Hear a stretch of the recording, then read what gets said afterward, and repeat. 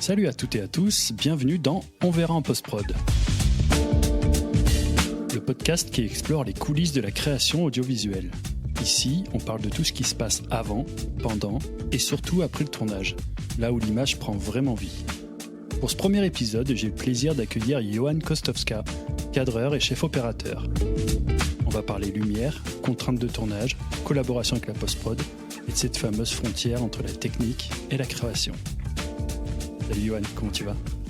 Salut Fabrice, je vais bien. Merci pour l'invitation. Avec plaisir. Écoute, ça fait un bail maintenant qu'on se connaît. Oui. Depuis nos 6 ans, pour être précis. Exactement. Et on a pris un petit peu le même chemin sur l'audiovisuel. Toi derrière la caméra, moi derrière l'ordinateur. Exact. Est-ce que tu peux un petit peu te présenter et ensuite on va faire aussi ton parcours rapidement. Ok. Johan Kostowska, voilà, passionné d'images, de japanimation, de films en tout genre. Je suis vraiment assez large. De belles lumières, de belles atmosphères, d'œuvres picturales, tableaux, voilà. Ton parcours, donc, qu'est-ce qui t'a amené aujourd'hui à être cadreur et chef opérateur ? Alors mon parcours était... j'étais très tôt attiré par le dessin, donc je voulais faire des dessins animés ou être dans l'animation.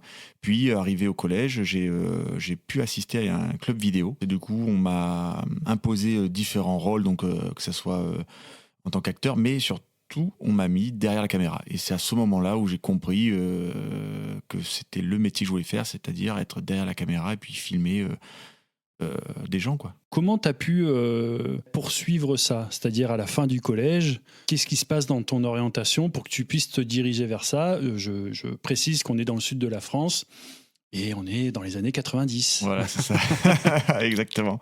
Je me renseigne, mais difficilement, et on arrive à la phase où la scolarité se passe, donc on nourrit des envies, des projets qu'on a fait ensemble avec au début un peu des romans photos. Bien sûr, des bandes dessinées qui étaient tirées de mangas, on s'ajoutait des effets spéciaux assez tôt, quoi, avant d'avoir du matériel vidéo, mais c'est vrai qu'on a vite eu cet amour pour ça. Et donc à partir de ça, en parallèle, c'était un peu ce côté rêveur, consommer et essayer de voir quel parcours pouvait m'amener à ça. Et puis on arrive en troisième où tout le monde a connu les concerts d'orientation, et là j'ai eu un parcours scolaire un peu classique, pas très bon, mais pas mauvais non plus.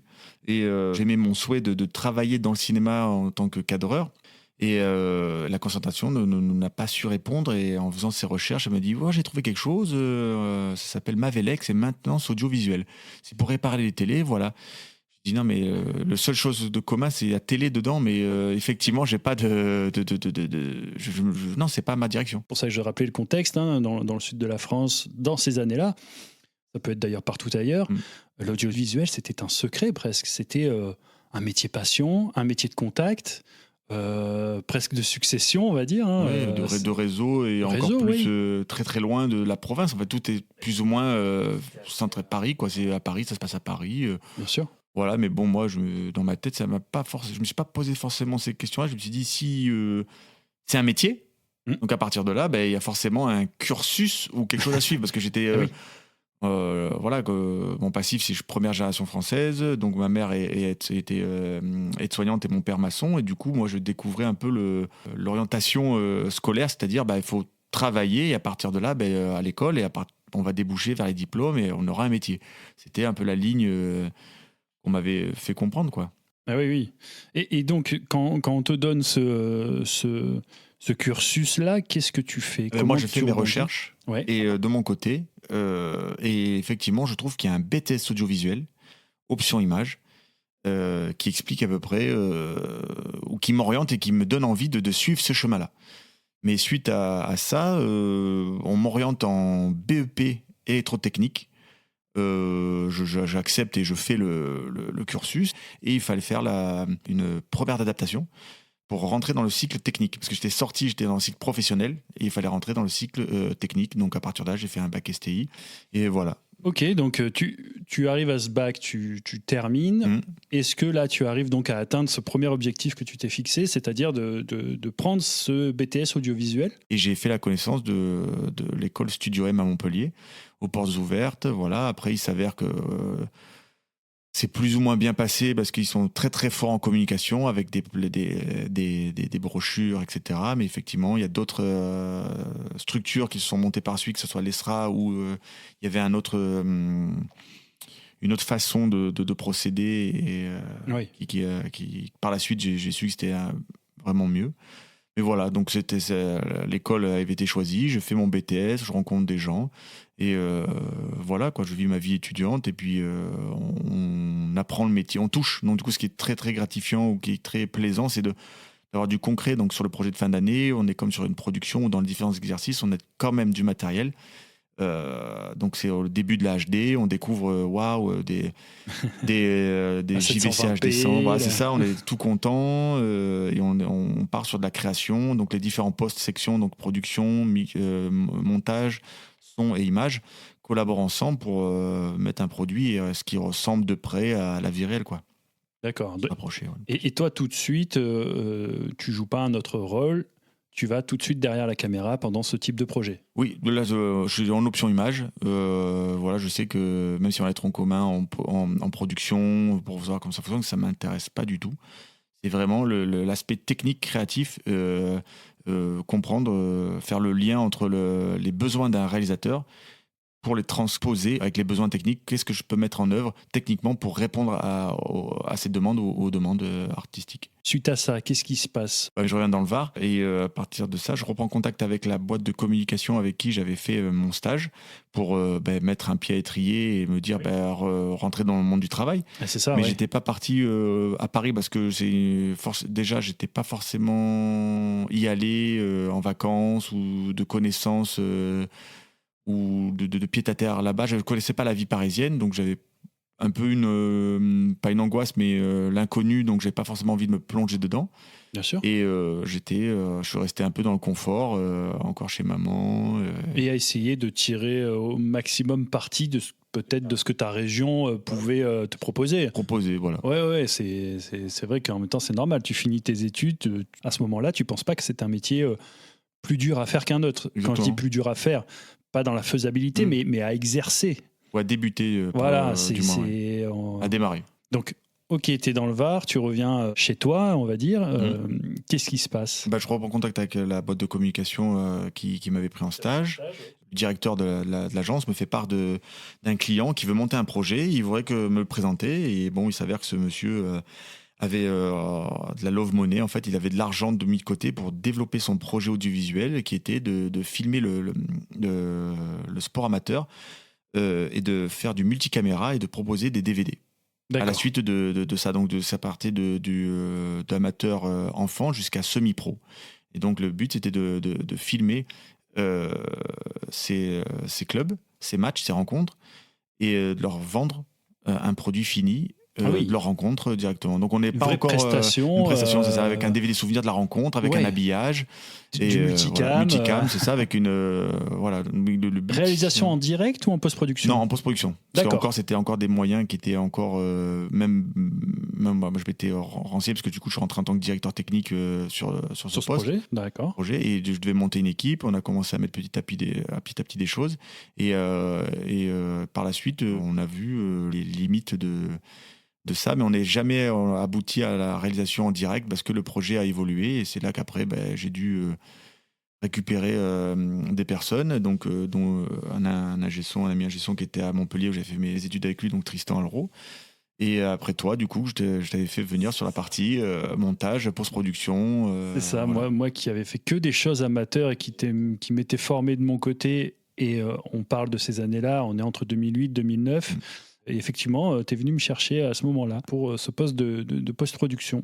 Ok, donc toi, ce projet continue chez Amosport, hein, c'était le nom de la société. Comment ce projet a évolué, jusqu'à où ça s'est terminé? Voilà, donc il a évolué dans le sens d'un besoin de créer donc une chaîne qui était numérique. Donc là, on avait en référence la chaîne No Life qui était diffusée en IPTV. Et donc, il faut savoir que les coûts de diffusion sur le hertzien sont très grands et monumentaux en fait. Le Donc, hertzien, on parle de la chaîne 1 à 6 quoi, à l'époque, oui. Et là, j'avais pris rendez-vous avec les ingénieurs de TDF, où on a fait des calls techniques pour présenter le projet, et on avait en référence pour dire, ben voilà, on a vu que par l'IPTV, il y avait la possibilité d'ouverture de canaux numériques. Oui, via No Life, donc la chaîne de Sébastien Rucher, avec à la réalisation Alex Pilote, ouais, tout à fait. Et à partir de ça, de chercher ce modèle économique, comprendre comment ça fonctionnait, et à la suite de longs échanges avec eux, j'ai pu mettre en place un système viable et technique sur la création de la chaîne, donc Amosport. Et à partir de là, on a créé des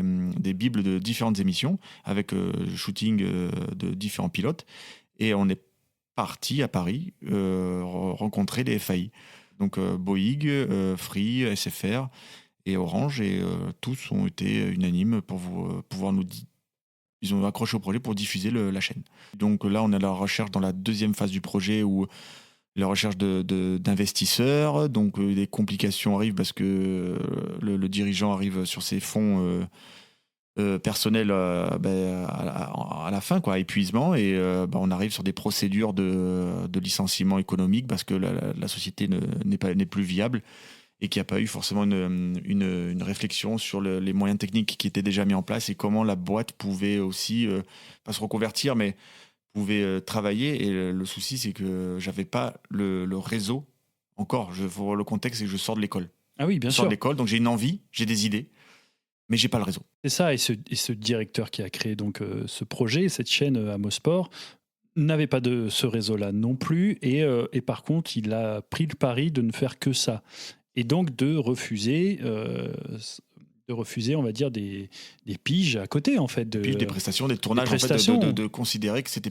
de se dire qu'il n'y a que la chaîne qui compte et les concepts d'émission, mais ça ramenait pas d'argent tout de suite. Ça, c'est énorme à mettre en place. Et voilà, l'erreur, en plus d'autres, est venue de là, déjà de ne pas se comporter comme une boîte de production audiovisuelle classique, et d'ajouter la grosse ligne rouge qui était de monter cette chaîne de télé. D'accord, ok. Donc, effectivement, ce projet se termine. Avec la procédure, on a engagé la procédure tribunal, prud'homme, et entre-temps, je me blesse. Oui. Grosse blessure au genou, quelque chose qui était censé être simple, ça se trouvait très compliqué. Donc, remise en question sur mon avenir dans l'audiovisuel. Et j'avais d'autres passions où j'avais un attrait aussi sur l'acupuncture, parce que je pratiquais les arts martiaux chinois depuis quelques années maintenant, et mon entraîneur Yves Vial, qui était aussi acupuncteur, m'a donné des conseils, m'a orienté vers une structure, et moi, à partir de là, je me suis pendant quelques mois réorienté sur ce parcours-là, donc de médecine traditionnelle. Donc quand j'ai intégré l'école Lumen à Aix, j'ai compris le fonctionnement. Donc c'est un tronc commun sur la première année de médecine française. C'est basé sur ça, donc déjà c'était assez dur et assez complexe. Donc les mois passent, et à partir de là, je vois que ma rééducation se passe mieux, et puis on est toujours en contact. Et je vois que toi, tu as réussi par rapport à notre prise en charge du licenciement, intégrer une formation qui s'appelle le CADAS. Tout à fait, qui est donc un BTS, mais condensé en un an, mais qui donne vraiment un diplôme officiel de BTS. Donc c'était une école toulonnaise, quartier du Mourillon. Et effectivement, donc moi je fais ma rentrée en septembre, je te parle de ça, parce que toi tu es entre deux eaux, on va dire, avec ta rééducation qui se passe mieux. Et donc tu intègres cette école en décembre. Et donc là, toi évidemment tu choisis la spécialisation caméra, hein. Moi j'avais pris la post-production. Cette école, toi tu revenais déjà d'un BTS. C'était juste pour apprendre déjà d'autres choses. Tu as pu faire de la post-production d'ailleurs. Du journalisme. Exactement, être un peu JRI, donc aller faire des interviews, etc. Donc ça c'était pas mal. Après, sur la caméra elle-même, évidemment, tu n'avais rien appris de particulier. C'était à peu près, si ce n'est manipuler des caméras d'une autre génération avec la P2 de Panasonic. Cette année se passe. Qu'est-ce qui est le plus marquant dans cette année, qui est, je le dis maintenant, mais qui est ta dernière année d'études finalement? Ça. C'était le fait qu'on puisse être stagiaire sur des projets comme le premier long métrage que j'ai pu faire, ou du moins le premier projet création Canal+. Donc il y a eu une rencontre qui a été faite avec des producteurs et l'école. Ils recherchaient des stagiaires conventionnés parce que ça coûte moins cher que de prendre des renforts. Mais ça joue le jeu, donc du coup ça permet nous d'avoir une expérience. Ceux qui ont été sélectionnés pour du moins candidater, être stagiaires. Ah oui. Et c'est la grosse qualité d'une école d'être en contact avec des professionnels ou des professionnels. Ouais, c'est ça, de donner à dispo un nombre de stagiaires. Donc c'était super expérience. Donc du coup, il y a la première expérience, c'était création originale Canal+. Donc c'était Yann Pia, Chronique d'un assassinat, avec Karine Villard, réalisé par Antoine Decaune et mise en lumière par Pierre Haïm, qui est le directeur photo de La Haine. Et c'était l'un des premiers projets tournés avec Larry Alexa en full numérique. Ah oui. Donc là, du coup, ça a débloqué quelque chose en disant, OK, là, on passe un cap. Le 35 mm, j'étais pas formé. Donc le cinéma, pour moi, c'était un peu loin, ou intouchable. Et là, c'était du concret, quoi. Donc il y a le cinéma numérique qui arrive. Je rappelle qu'on est en 2010-2011 à peu près, hein, juste pour mettre un petit peu un point sur l'époque.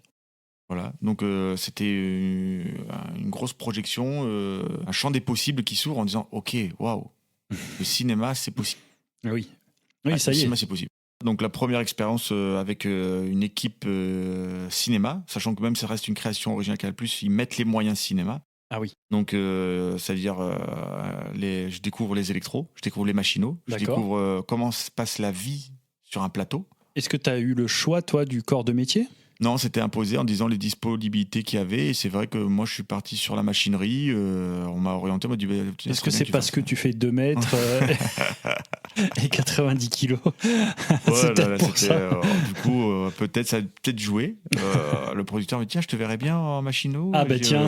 Ça. Ah ouais, tester tout travelling, on me l'a bien vendu. Ouais. Bon, effectivement, j'étais avec Thierry Canu, donc pour ceux qui nous écoutent, peut-être savent, c'est un peu... En France, on aime bien poser des légendes et ça serait... la famille qui est de Thierry Canu, en fait, en gros, qui serait là un peu les bases de la machinerie française. Ah oui. Donc j'ai tourné avec des sacrés loustiques. Ah oui, d'accord. Vraiment, le taulier du taulier, quoi. Ouais, donc c'est vraiment impressionnant, même en équipe électro avec Pascal Lombardo. Donc non, des profils, des tempéraments assez forts, mais très très marquant, et très formateur, oui, complètement. Donc un savoir-faire, une ambiance et tout ça au service du projet. Donc on est encore en France, on est loin de l'industrie du cinéma américain qui est une industrie, et on est vraiment dans ce côté cinéma art où en France on va arriver à fabriquer, trouver des solutions avec rien, on fait un tout. Oui, c'était assez impressionnant. À la débrouille. Ouais, complètement. Et voilà, donc là, on parle du premier projet, donc création Canal+, donc qui a un budget à 4,5 millions. Et par chance, on réenchaîne sur un autre long métrage, par contre en 35 mm. Ah oui, donc en long métrage donc de l'école encore, qui tombe, et donc avec la proposition aux équipes. Effectivement. Exactement. Okay. Donc là, on recontacte, on m'appelle encore, on me dit voilà, Yoann serait intéressé en machinerie. Je dis j'aimerais bien voir un autre pan. Est-ce que l'équipe caméra, ça serait bien quand même. Elle dit non, c'est pas possible, ils sont full déjà. D'accord. Alors moi, par contre, je veux être à la face. Donc être à la face, j'ai déjà eu la première expérience là, donc on me laisse être à la face et je suis au contact du stead. D'accord, donc être à la face, c'est... être sur le plateau. C'est être sur le plateau de tournage et pas être dans les backstage. Ouais, voilà, ou au camion, voilà. Ouais, ou au camion. Non, toi, tu veux être au moins au contact avec l'ambiance de l'équipe caméra et pouvoir un peu voir ce qui se passe, quoi. C'est ça, exactement. Et là, on parle de ce second projet, donc c'est le film Renoir, donc réalisé par Gilles Bourdos et mis en lumière par Mark Ping Bingley, qui est un des directeurs photos de In the Road for Love de Wong Kar-wai. Donc grosse pointure en termes de. Par contre, on est en pellicule, donc là je parle pas du tout le même langage. J'essaie de comprendre comment ça passe. C'est vrai que chargé et déchargé, c'est là que je fais la connaissance de deux magnifiques personnes, donc qui sont Nathalie Lao et Fabienne Octobre. Donc Fabienne Octobre qui est une première assistante et deuxième assistante, c'est donc Nathalie.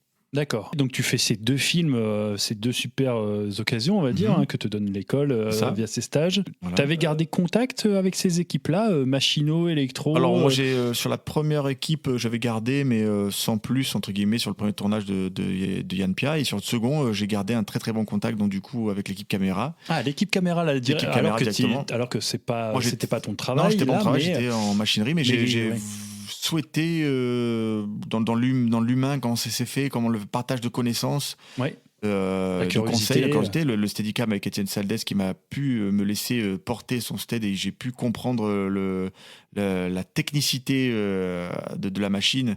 C'est vraiment quelque chose de très puissant et aussi les conseils que m'ont apporté donc Fabienne et Nathalie par la suite, parce qu'il fallait qu'une fois que ce tournage était fini, il y avait une réalité, c'était qu'est-ce que je fais après. Ah oui, bien sûr. Et juste, quel effet ça t'a fait quand il t'a laissé porter le Steadicam justement pour la première fois? C'est quand même un appareil que j'imagine dont tu rêvais au moins depuis le BTS. Peut-être qu'au lycée, tu n'en avais même pas conscience de ces appareils-là. Non, c'est ça, on découvre différents outils qui sont amenés dans la... Et quand tu le portes, ça conforte encore plus ton choix de te dire, je suis à ma place. Dans la caméra, etc. C'est complètement, parce que c'est vrai que j'ai choisi un métier où je suis à l'extérieur, où il y a un effort physique, où il y a un aspect créatif, et tout est réuni. Et c'est vrai que le Steadicam, en plus de l'étape d'être directeur photo, où on a il faut avoir un bagage technique, des connaissances, et surtout être reconnu par ses pairs ou reconnu par la profession, n'est pas directeur photo ou chef opérateur qui veut ou se nomme tout seul. Il y a des compétences à avoir. Et c'est vrai que le cadre, dans tous les cas, cadrer, j'adore. Mais encore plus, la notion de mouvement. Oui. Donc le Steadicam, être l'outil, littéralement l'outil, la machine du réalisateur, j'ai trouvé ça puissant. Et quand il me l'a mis dessus, j'ai pris une grosse claque. C'est que le centre de gravité, mon monde de technique, normal, c'est la première fois. Mais je pense que tout réalisateur qui veut travailler avec un Steadicammer doit le porter. Il le porte et après il réfléchit aux questions de plan, parce que je pense que ça peut permettre de réfléchir à la faisabilité ou la durabilité, la pénibilité de l'effort qui peut être commis, c'est-à-dire marcher dans le sable, monter des escaliers, courir.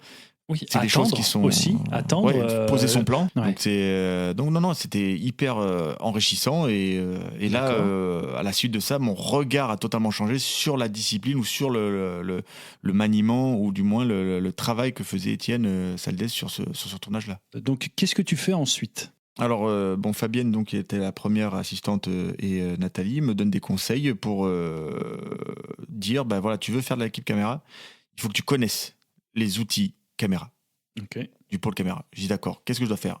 Et là, j'ouvre mes oreilles, je prends un papier, un stylo, et j'écoute. Et effectivement, elle me dit voilà, il faudrait que tu ailles à TSF, intégrer le point au niveau matériel, check matériel directement. D'accord, les bancs d'essai. Les bancs d'essai, ou être préparateur commande, être magasinier à TSF. Je dis, d'accord. Donc, vraiment, le conseil que je comprends d'ailleurs, c'est il faut que tu vois du matériel défiler devant toi. Littéralement. Et j'ai pu avoir l'accord de convention, rentrer en stage, parce qu'ils ne cherchaient pas forcément de stagiaires, mais ils ont accepté. À partir de ça, ils ont vu comment j'étais investi, et j'ai été appelé par la suite à travailler chez eux en renfort. Ah, trop bien, d'accord. Donc c'était mes premières piges quand je suis arrivé à Paris, parce que là on parle du fait que j'ai migré de Toulon, du Var, et puis j'ai pris le choix de tenter ma chance parisienne. D'accord. Et donc là, tu as commencé à faire tes heures du statut intermittent, pour ceux qui connaissent. D'accord. Avec en renfort chez TSF. C'est ça. Ok. De ça, qu'est-ce qu'on a découlé donc? Ça s'est terminé par des contacts, du réseau. Et après, j'ai pu enchaîner un tournage avec Fabienne et Nathalie sur une production américaine. Un projet un peu lunaire. D'accord. Quand vous n'allez pas me croire, mais c'était un projet à Versailles. On est resté quasiment 2 semaines, je crois. D'accord. Privatisé. Avec du matos. J'avais plus ou moins de l'expérience en ayant vu les 2 projets français. Bien sûr. Là, ouais. j'ai vu une coproduction française-américaine. Là, j'ai vu que les moyens, c'était pas du tout les mêmes. Et surtout, la personne, le personne principale, c'était donc Pierce Brosnan en Louis XIV. Et là, quand je vois monsieur Camoulox. arriver, même en tenue de Louis XIV, avec la perruque, le costume et tout, l'ambiance, j'ai fait OK, d'accord. Donc, c'était une sorte de film un peu science-fiction ou du moins fantasy, où il y avait une histoire de sirène, il y avait D'accord. une princesse, quelque chose qui allait C'est sorti, ce découler. truc-là J'ai cherché, je crois que c'est sorti même pas au cinéma, directement en plateforme ou en DVD. Ah, d'accord, ok. Et j'ai perdu le nom.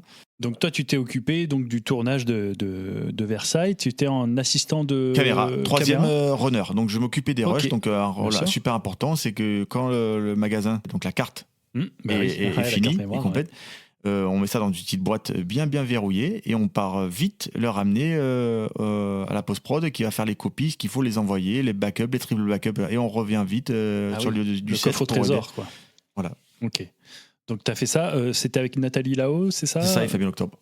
D'accord, encore Fabienne, donc un peu le trio là qui se dessine. Ouais. J'imagine ça t'a fait aussi travailler en plus, tu as encore pu faire des heures d'intermittent, etc. Rencontrer un peu des gens. Qu'est-ce qui se passe suite à ce projet? Ce projet, du coup, moi je relance un peu d'autres choses, mais ça se calme assez vite. Et je prends contact avec Airstar, qui est une société de ballons lumière, qui fait de l'événementiel, de la Fashion Week ou du long métrage. Et c'est via un électro où j'ai pu rentrer dedans. Et à partir de là, j'ai pu être... commencer à travailler en tant qu'électro pour la société Airstar.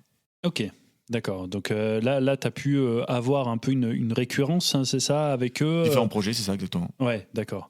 Ok, et donc à quel moment tu te retrouves derrière la caméra de nouveau? Parce que là, donc c'est dans tes compétences plutôt de machinerie, électro. Et donc à quel moment tu arrives à faire la bascule? Parce que ça aussi, c'est très dur de faire une transition où... Finalement, sur ton CV, il apparaît quand même beaucoup de fois électro, machinaux, sur des très belles expériences. Mais comment tu arrives à faire cette bascule-là, cette transition? Alors, cette transition se fait toujours par des rencontres. Et il se trouve que j'étais en colocation, donc Tristan, qui était l'ingé son avec qui j'ai fait mes parcours d'étudiant dans le Sud, le BTS, lui était en option son, et lui était natif de Paris, quoi. Du moins, il avait ses sœurs, de la famille sur place. Et ses sœurs avaient un contact donc avec une boîte, un réalisateur qui s'appelait Stéphane Cassou, qui avait une boîte de production qui s'appelait Coprod. Et à la suite de ça, il y avait un souhait de cette production de tenter un concours qui s'appelle le 48 Heures Film Project. Et là, moi, je me présente comme directeur photo, je m'occupe de la lumière, et la mayonnaise prend, le projet se dessine, on fait ce qu'il faut, l'équipe est en place, et là, on envoie quoi. On te donne ta chance, parce que 48 heures project, on va dire, on prend des volontaires. C'est le premier truc quand on fait son équipe du 48 heures project. Donc c'est en 2 jours, il faut faire un projet qu'on tire au sort. C'est là où les gens finissent de faire des rendus de post-production dans le métro, entre autres, tellement le temps est court. Et donc là, on te donne ta chance tout de même au cadre. Du moins à la lumière, parce que au cadre, oui, donc c'était Jules Sampère que j'ai rencontré sur place, qui travaillait déjà avec Coprod sur différents films institutionnels ou projets. Et là, Jules, humainement et très gentiment, me propose, moi je peux te proposer quelque chose. Voilà, moi je fais du cadre et des fois de l'assistanat pour l'émission Télématin avec la société FAV, donc France Audiovisuelle. Et il me met dans la roue et dans le circuit, et là j'enchaîne les tournages en tant qu'assistant. Donc j'avais un passif et une rigueur du cinéma. Et ça marche super bien. Et puis ça a été apprécié, justement, cette rigueur, ces process que tu avais appris grâce au cinéma. D'un 48 heures film project, tu te retrouves quand même sur France 2, quoi. C'est la passerelle. Le magazine avec du volume, il y a un débit, quoi. Donc il y a eu les différents événements qui ont fait que les budgets au fil des années se sont réduits. Mais c'était une très très bonne expérience, et c'est vrai que j'ai pu, à la suite de ça, passer au cadre rapidement. C'est pour ça que j'ai succombé à la facilité aussi, c'est que j'ai pu m'exprimer très vite au cadre via la télévision. Oui. Là où le cinéma, ça mettait plus de temps parce qu'il y a un process et à respecter. C'est que second, Oui, il y a premier, une hiérarchie. et à partir de là, le cadre viendra avec les années. Mais moi, j'avais besoin de tenir une caméra, en fait. J'ai pas été forcément patient, mais j'avais besoin de tenir une caméra. Bien sûr. Et de proposer des images, d'être dans la proposition, dans la lumière, que ça posait une interview éclairée. Donc, non, c'était très, très, très enrichissant. Oui, et puis même de manière factuelle, hein, tu montes à Paris, t'as pas grand-chose en poche. Il y a une réalité aussi, et on te propose une récurrence, en fait. Et quand même, pour France 2 et pour Télématin, c'est quand même des émissions cultes. Ben, t'as pu travailler, faire tes armes à fond. C'est ça. Est-ce qu'aujourd'hui, tu travailles toujours pour Télématin ? Là, ça s'est écourté un peu suite aux nouvelles et aux audits qui sont passés au niveau financier du groupe. Donc voilà, il y a eu des coupes budgétaires. C'est ça, on arrive là, on enregistre le podcast en octobre et il n'y a même pas une semaine, hein, et un peu tombé toutes ces nouvelles sur France Télévisions, les grosses coupes de budget qui sont en train de mettre en place, mais ils ont mis déjà ça en place depuis quelques temps en interne. Moi qui ai pu aussi travailler sur l'émission en post-production, en montage, on avait vu que de plus en plus les freelances étaient donc écartés, de plus en plus c'était réservé aux internes. Et en équipe très réduite. Hein, tu partais à combien sur les premiers tournages et tu partais à combien sur les derniers, par exemple ? On était à 5. Voilà, donc c'était quoi ? On était donc réalisateur, chroniqueur ou chroniqueuse, chef op, l'assistant, l'ingé son. Ok. Et sur la fin ? Sur la fin, ça pouvait être le chef op, et le réal ou la chroniqueuse. D'accord. Et on nous a inventé un statut hybride, JRI. Ah oui. Je gère le cadre, je fais mon boulot d'habitude, mais c'est juste que maintenant, vous allez poser des HF. D'accord, donc tu t'occupes du son, le truc que tu n'as pas envie de faire ou que... Qui peut être compliqué parce que des fois, c'est juste pas justifié, mais c'est juste qu'effectivement, c'est un autre métier et qu'on arrive à avoir des problématiques d'interférence ou de soucis techniques. Il faut prendre en compte ça, ou quelqu'un qui pouvait le solutionner très rapidement. C'est pas que j'avais pas forcément les compétences, mais je voulais poser mon énergie ailleurs. C'est en gros préparer mon install lumière. Je me suis retrouvé tout seul. Si je veux en fonction des séquences ou des chroniques, je gérais 2 caméras. Donc aussi, en étant tout seul, donc c'était un peu 2 caméras compliqué. tout seul, c'est quoi ? Raconte la config. C'est un plan large et un plan serré. Un plan large, un serré, c'est ça, et lequel est opéré ? T'es derrière quelle caméra, plan toi serré. Ok, donc qui te permet d'ajuster un petit peu le point, et puis même la caméra, si jamais l'invité, l'interviewé bouge un peu, tu peux le décaler, alors que ton plan large, il sera toujours dedans. D'accord, donc c'est arrivé à ce point-là, quoi. Et donc maintenant, on va parler de choses plus générales, de ta façon de travailler. Parce qu'après, donc tes expériences s'en sont suivies. Là, on a pointé surtout celle qui t'a permis de décoller, donc qui est France Télévisions avec Télématin. Mais tu as pu travailler pour d'autres chaînes aussi. Voilà, qui m'a ouvert des portes sur différentes productions, différents projets, en passant de la publicité au clip, au documentaire, donc, et à l'institutionnel aussi. Ok. Quand tu démarres un projet, comment tu construis ton approche visuelle ? On t'envoie des moodboards ou tu préfères directement en plateau, voir ce qui se passe, communiquer avec le réalisateur et improviser ? Alors, que ce soit pour une émission ou une création, où on parle de quelque chose de nouveau. Quand c'est nouveau, je demande l'intention, que ce soit aux premiers échanges avec la production ou le réalisateur, ce à quoi ils veulent tendre. Donc, est-ce qu'ils ont une référence ? À partir de là, moi, je leur dis, on peut faire ça, mais ça nécessite techniquement de mettre en place de la lumière, une caméra, certains types de caméras, des optiques, de la fumée, parce qu'on peut demander une référence cinématographique, ou ce qu'on aime bien dire en ce moment, c'est une interview Netflix. C'est vrai. Et il faut prendre en compte que c'est possible, mais il y a un minimum de matériel à avoir. Donc tu fais ta liste de courses, c'est ça, dès qu'on t'envoie une référence. Mais la référence, c'est quelque chose d'important pour toi. Une direction qui est très claire, qui n'est pas quelque chose qu'on t'explique à l'oral. Il te faut absolument une image, comme ça tu t'en réfères. Ou si j'ai la référence iconographique, là, sans forcément avoir le support, je dis ok, d'accord, ça me parle. Ouais. Et à partir de là, je vais travailler dans ce sens-là. Et quitte en découvrant le projet, pas partir à l'opposé, mais en disant faire une propale. Ça peut m'arriver aussi de faire des propositions en disant tiens, on va utiliser tel type de filtre, ou il faudrait qu'on expose de telle manière, ou qu'on cadre de telle manière. Et voilà, donc l'installation de lumière aussi, passer quelque chose de plus contrasté, moins... de moins plat, voilà, de jouer avec les contraintes, mais toujours notion de budget, de temps, parce que généralement on prend un projet dans sa globalité, il faut comprendre les contraintes qui sont liées et qui nous incombent pas. Et on prend tout ça et on voit, ok, il y a tant de budget. On adapte, quoi. Je suis tout seul. Est-ce que j'ai quelqu'un ou pas quelqu'un Est-ce qu'il y a une post-prod derrière ou pas? Justement, quand tu disais que tu es capable de faire des propositions aux réalisateurs ou quoi, quand ils te donnent quelque chose de très général, est-ce que tu penses avoir une signature visuelle ou tu te fonds totalement dans la vision du réalisateur? Je peux faire des propositions tranchées si on me laisse la carte blanche. Donc je vais toujours aller vers quelque chose de... comme je dis, je préfère mieux la forme que le fond. Mm-hmm. Donc c'est pour ça que je me limite à faire du magazine pour la télé et pas du news. Oui. Et ce qui va me laisser, même malgré le temps ou le tournage express, on a quand même une possibilité de s'exprimer quand on connaît la machine, de faire des propositions artistiques ou esthétiques.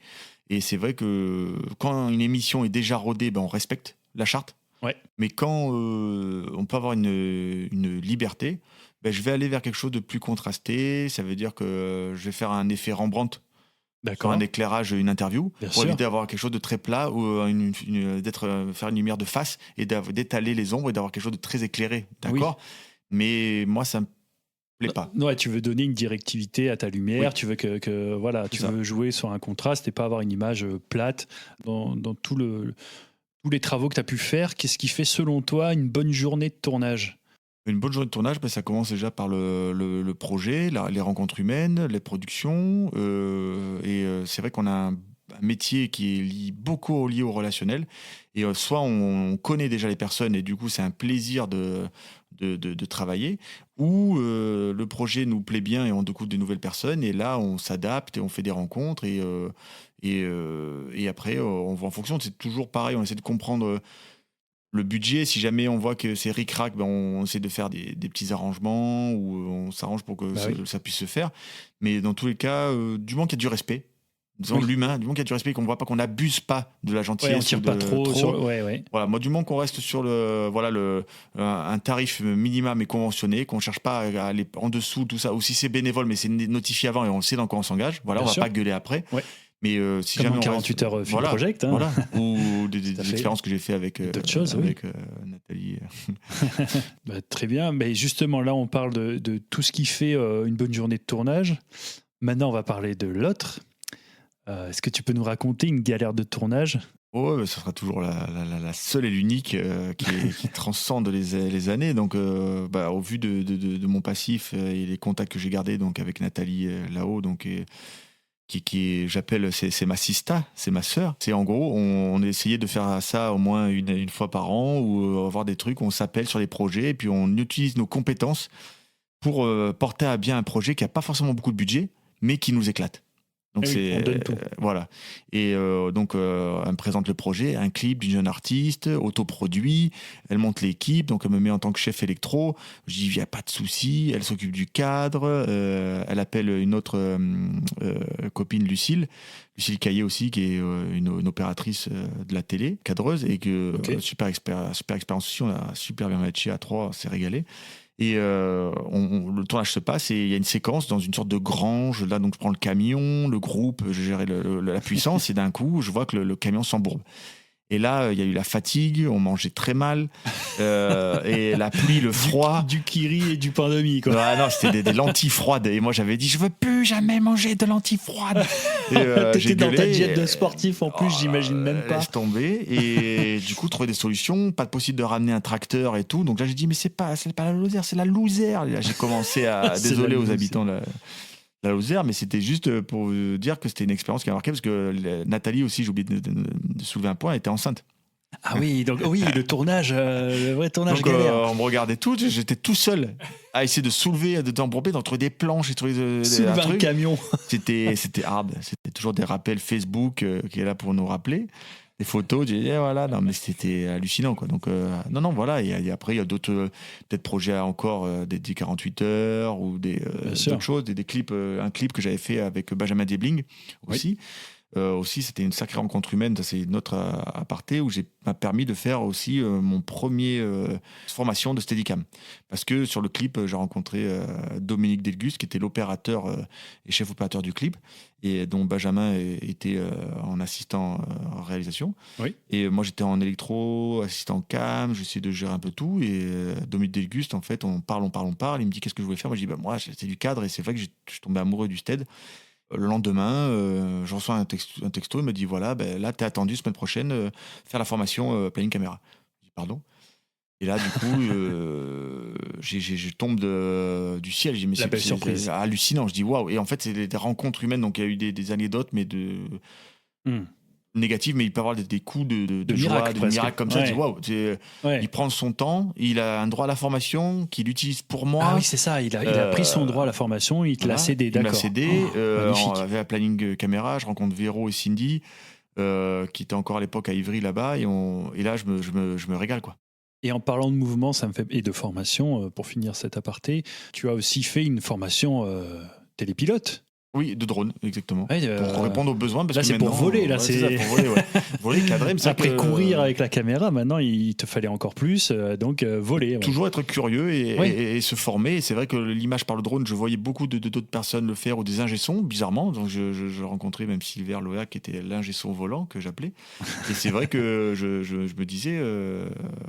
pourquoi pas. Bon, très bien. Donc, on voit que tu as fait d'ailleurs plusieurs formations et que tu manipules plusieurs types d'appareils.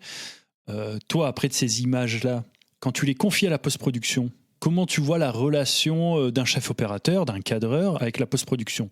Est-ce que tu participes parfois aux sessions de montage ou d'étalonnage, ou tu laisses carte blanche ? Alors, il faut savoir, il y a différents projets, différents process, donc entre la fiction télé, la fiction cinéma et après le magazine ou la télé pure et dure, ont des manières de fonctionner totalement différentes, même en publicité. Donc en fonction de comment où je vais intervenir, donc pour le magazine, c'est un flux. Donc, on est dans du flux. D'accord. Donc je vais pouvoir aiguiller mes intentions au tournage. Okay. Donc ça veut dire tricher un peu sur la balance des blancs, ou la colorimétrie. Même moi, je peux même limite intégrer une lutte. Ou un petit effet que je veux mettre, mais généralement on reste dans l'espace colorimétrique Rec 709, on ne tourne pas en log. Bien sûr. Et ce qui fait qu'on doit fournir le projet, juste la carte. Oui, donc ta patte, tu la mets à ce moment-là, qui va influencer donc forcément la post-prod, parce que tu filmes en Rec 709, les couleurs sont déjà posées. Ils feront avec ce que je leur donne. D'accord. Voilà. Et pour les plans, est-ce que tu es en capacité de dire à un monteur, écoute, j'ai shooté 5 plans d'un cadre, prends le deuxième. C'est le meilleur, c'est là où je suis plus stable. Je peux laisser quand je suis avec le réalisateur et quand je vois qu'il y a des choses où j'ai la main dessus, où je me rappelle en disant je fais des petites notes. Donc des fois on fait des fiches de rapport et c'est là où on envoie la post-production. On fait un rapport image et on se dit voilà, sur la carte 2 séquence où pendant l'interview il y a eu un problème, on l'a refait un retake. Donc on peut préciser des choses. Oui. Ça c'est bien la post-production. Mais moi sur le flux magazine ou tout ce qui est en image de flux, j'ai pas la main dessus après, donc je me déplace pas chez la boîte qui va faire la post-production. Sur de la fiction pure et dure, que ce soit en télé ou en cinéma, là la présence du directeur photo est souhaitée ou est même étudiée avant, étudiée avant, que ce soit sur les scan shoot ou quand on fait les repérages, on fait des essais de lutte, on voit la patte qu'on veut donner au niveau colorimétrie, donc à partir de là on voit avec l'étalonnage. Très bien. D'ailleurs, en parlant d'étalonnage ou de cette préparation-là, est-ce que tu anticipes toi déjà sur le tournage ce que l'image deviendra l'étalonnage, par exemple ? Alors, si en fonction toujours du projet, j'essaie de demander les inspirations où on va et je vais travailler la lumière dans cette direction-là et je vais voir après comme les nouveaux métiers qui sont arrivés, donc les DIT, qui peuvent au moins faire sur le set envoyer directement différents retours, les combos, aux différents corps de métier et nous envoyer un retour au niveau de la réalisation pour dire voilà, préluté. du moins avec une intention. Oui. Pas forcément un Rec 109, on a fait un travail en amont, Ouais. on a fait nos tests caméra, Bien et sûr. on a vu avec nos chartes Oui. graphiques. Et Comme ça vous permet en plein tournage de montrer au client l'image qui sera, ou au réalisateur, l'image définitive qui sera. Après, il y aura une passe d'étalonnage, mais ça peut être de l'affinage. Ou les grandes lignes, de dire voilà, c'est ça exactement, et ce qui permet aussi de travailler sur le set, de mieux diriger ou les lumières ou le pré-light, la scène directement, quoi. Ok. Plan de feu. Est-ce que la technologie actuelle simplifie ou complexifie ton métier? La technologie telle qu'on l'a aujourd'hui, hein. Alors là, aujourd'hui, oui, ce qui est bien, c'est que j'ai pu voir l'évolution. Je pense qu'elle simplifie grandement, jusqu'à aller maintenant, on voit certains projets, je dis bien projets, se dérouler avec des portables. Donc avec des rendus, des traitements de l'image en interne. Maintenant avec l'IA, il y a encore d'autres possibilités au point de vue technique. Je ne parle pas de génération d'images, mais de calcul qui permettent de faciliter beaucoup de tâches. Donc non, c'est assez puissant. De la miniaturisation aussi, des caméras, des objectifs aussi. On allait vers le plus défini, le surdéfini, des optiques avec un piqué ultra piqué. On avait des images ultra défini et très très chirurgical. Oui. Et il y a eu un consensus ou une recherche en disant attendez, on va donner une image plus organique, donc on va filtrer, on va avoir un retour aux images vintage. C'est ça, j'allais dire, c'est venu avec un peu ce revival des années 70, 80 et 90 surtout, effectivement, où on va abîmer l'image. Ou accepter des flares, des aberrations. Oui, c'est ça. Il y a même des eu distorsions. Des effets, c'est ça, des effets VHS. Il y a quelques années de ça, 4-5 ans, beaucoup d'effets VHS. En même temps aussi que la musique Lo-Fi est arrivée, donc celle vraiment avec les petits craquements, le grain, le craquellement du vinyle.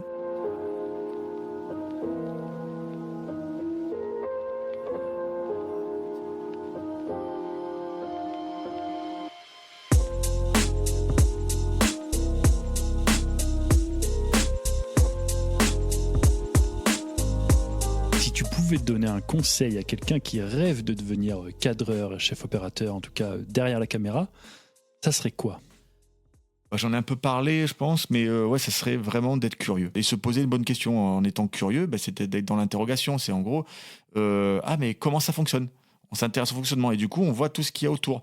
Donc là je fais un parallèle avec la caméra. Donc il y a le corps caméra, mais il y a l'accessoirisation caméra, comprendre l'écosystème qu'il y a autour, et ça engendre les différents métiers, et après on s'intéresse, et c'est en essayant qu'on comprend. Et c'est quelque chose qui est véridique. C'est on prend la caméra, on a dans la main. Ah oui. Et puis go. On manipule et on comprend, on essaye, on comprend à quoi ça sert les choses. Ok, c'est un super conseil. Ton actu, tu sors un documentaire en qualité de chef opérateur cadreur qui a été diffusé pour nous là où on tourne, au moment où on tourne ce podcast. Il a été diffusé sur LCP. LCP, il a été diffusé, là c'est ce qu'on appelle en seconde diff. Oui. Là, il y a une première diff à TV Monaco, c'est qui ont pris le parti pris de suivre l'aventure du film Du côté de la vie, qui est réalisé par Myriam Sera, qui raconte le combat et la vie au quotidien de Lorraine Vivier et de sa sœur Marine, qui est atteinte de la maladie de Charcot, donc la SLA. Et c'est une actu qui va rester longtemps, je pense, parce que ça a été fait dans des contextes très particuliers pour moi, et qu'on pourra suivre sur mon Instagram, sur LinkedIn, et c'est un projet qui va vivre encore longtemps en termes de communication pour l'ARSLA, qui est l'institut l'Institut Charcot. Il y a un institut qui a été créé le 6 octobre, qui est la journée des aidants, et qui permet de mettre en lumière, avec les différents chercheurs, de centraliser tout ça. Donc, voilà, donc je suis vraiment fier d'avoir participé à ce film. Et je crois aussi que tu sors une série cette année, une série magazine. Oui, donc il y a eu une nouvelle création qui a été proposée par Oku. Donc j'ai pu participer en tant que chef op référent. Donc on a mis en place, c'était tout nouveau. Donc c'est une création, c'est à l'école des pompiers. On a pu suivre dans 3 casernes, dont 2 suivis par moi et mes équipes, et avec la production Média TV. on a pu aller à Montigny, le canal de Montigny, et celle de Loulisons, en dessous à Ornans, en dessous de Besançon. Et on a pu suivre le parcours de ces enfants, de ces JSP, donc ces jeunes sapeurs-pompiers, D'accord. qui apprennent tout au long de leur cursus. Donc la première année, c'est tous les mercredis et les samedis, jusqu'à être JSP 4. Donc c'est 4 ans pour être jeune sapeur-pompier, pour être après pompier volontaire et être intégré à une caserne. Donc on leur suit leur parcours. Jusqu'à l'examen final, à savoir est-ce qu'ils ont eu ou pas le leur suspense. C'est diffusé à partir de quand? Alors, sur Roku, c'est normalement en début d'année. Donc, le problème, c'est que. Est-ce qu'ils t'ont parlé en année en scolaire septembre ou en janvier calendaire? C'est ça. Donc, c'est vrai que j'ai relancé un peu la production pour savoir à peu près. Et pour le moment, j'ai pas eu de date. D'accord. Mais on peut retrouver les articles, mais ça va arriver. Ouais. Ok, bon, écoute, super. Johan, pour les gens qui voudraient suivre tes actualités, où est-ce qu'ils peuvent te contacter? Ils peuvent me contacter sur mon site internet, donc Johan Kostowska. Et pareil sur Instagram. D'accord. On peut me trouver facilement et puis suivre à peu près. Et me MP ou j'ai mis mon adresse email directement en contact. Je te remercie beaucoup d'avoir pris le temps de nous partager tout ça. Merci d'avoir accepté l'invitation. Merci à toi. On pourrait en parler encore des heures, mais il faut bien s'arrêter quelque part. Merci à vous d'avoir écouté ce premier épisode d'On verra en post-prod. Si vous avez aimé la discussion, n'hésitez pas à suivre le podcast et à le partager autour de vous. Ça nous aide énormément pour la suite. À très vite pour un nouvel épisode.